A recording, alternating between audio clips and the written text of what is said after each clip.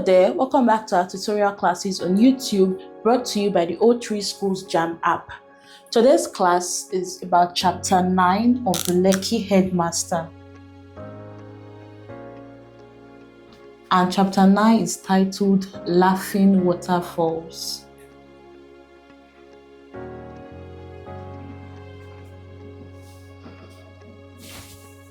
In this chapter, Stardom schools try to balance learning and fun, trying to produce a well-rounded student. On the recommendations of Mr. Beko, the school tried to go on local excursions at least once a term and international excursions at least once a year. Mr. Beko wanted the students to know as much of their roots as possible before most of them will be sent abroad, like he knew would always be the case. Now, places they visited includes the Ikogosi Warm Springs,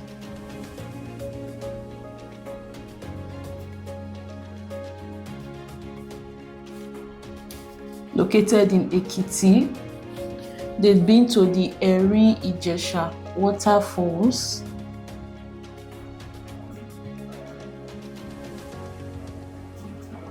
in Osun, the Gurara Falls in Niger, the Owu Waterfalls in Kwara, and this is said to be the highest in West Africa.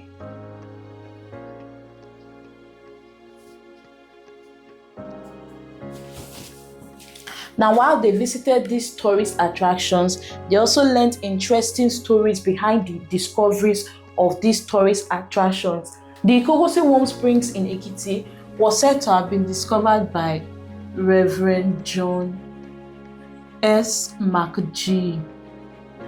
Although he was initially discouraged by the locals from going there, Reverend John developed a youth camp there before the state government took over and developed it into a tourist attraction. The Erin Ijesha Waterfalls was said to have been discovered by one of the daughters of Oduduwa, and then another account credits it to hunters, and still another account credits it to Akinla, a granddaughter of Oduduwa, and also the founder of Erin Ijesha town during the migration of Ife people.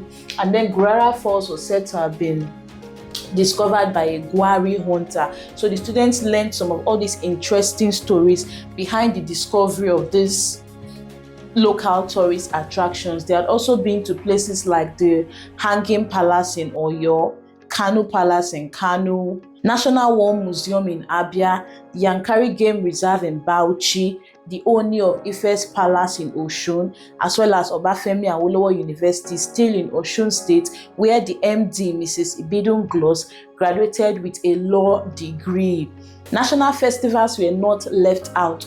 The Stardom School students had also been to festivals like the Calabar Carnival in Cross River State, the Agugu Festival in Kebbi State, the Ofala Festival in Onitsha, as well as the Oshogbo Festival in Osun State. The school tried to show them both sides of life. So while they had been to high-class environments like NTA Station in Victoria Island, Chevron in Lekki, among other places, they also went to less glamorous places like the SOS village in Isolo. They went to Mushin, went to Ijora, Ajegule, and all of that. Mr. Bebo tried to use that opportunity to teach them that life was more than the environment a person found himself or herself in. He taught them that determination, dedication, commitment to education, proper use of a person's talent, and most importantly, time, could move people from the slums to limelight. He even gave examples using Odion Igalo and Victor Osimhen as examples of those that came from the slums and were able to make something of themselves. For World Slavery Day, the school went to Badagri. Although they had been there before, even the teachers had had a retreat in Badagri where they lodged at the Whispering Palms Resort.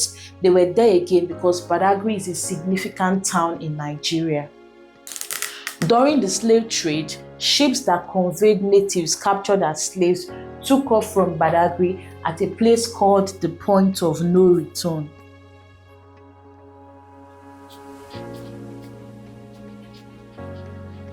Also, Badagri is home to the first story building in Nigeria, built by Henry Townsend in 1846. And it was also in the first story building that Bishop Ajayi Crowther translated the first Yoruba Bible. Now, during their excursion to Badagri on World Slavery Day, they visited the palace of the Akran of Badagri.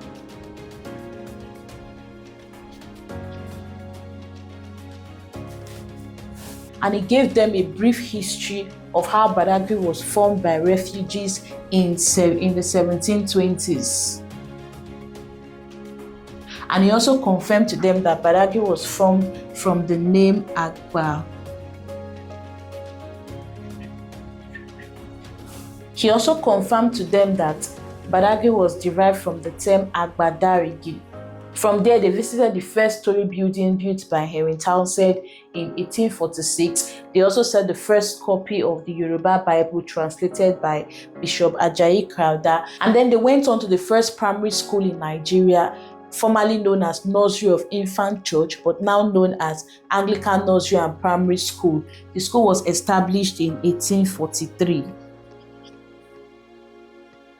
The first primary school in Nigeria was established in 1843, and then they also went to the Point of No Return, and finally the Heritage of Black Museum, where they heard stories about the slave trade and even saw relics. This chapter ends with Mr. Bekpo more conflicted about the move he was about to make. He saw it as the new form of slavery, and he wondered why many people were very excited about it, especially Nigerians involved in praying, fasting. They sold all they had. They were very eager to abandon all they've known and are used to, even if it was just for odd jobs in developed countries. Now let's answer some questions on this chapter that I have selected from the O3 Schools JAMB app.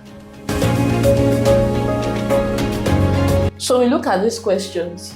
Why did Mr. Bekpo want the students to go on excursions? He wanted them to know as much of their roots as possible. He knew that majority of them were from privileged homes, and immediately after their education, they were more likely to be shipped off to developed countries where they could have a better life or they could afford a better standard of living. The highest waterfall in West Africa is the Owu Waterfalls, located in Kwara State, and it measures about 120 meters above sea level. Why did the school visit both high-class and low-class environments? The school wanted well-rounded students, so they had to show them that there were two sides to life. Where did the school go on World Slavery Day? The school went to Badagri because Badagri is a very significant place in Nigeria, especially during the slave trade, because ships conveying slaves, natives captured as slaves, took off from Badagri at a place called the Point of No Return, as well as other things. When was the first primary school in Nigeria established? The first primary school in Nigeria was established in 1843. Now, these are some questions that I pulled out from the O3 Schools JAMB app on this chapter, Laughing Waterfalls. You can have access to more questions that you can use to practice your knowledge on the book after you've read it. So please don't forget to download the O3 Schools JAMB app if you haven't yet. And also, if you enjoyed this video, like and subscribe so you can get notifications when we drop more videos. Thank you.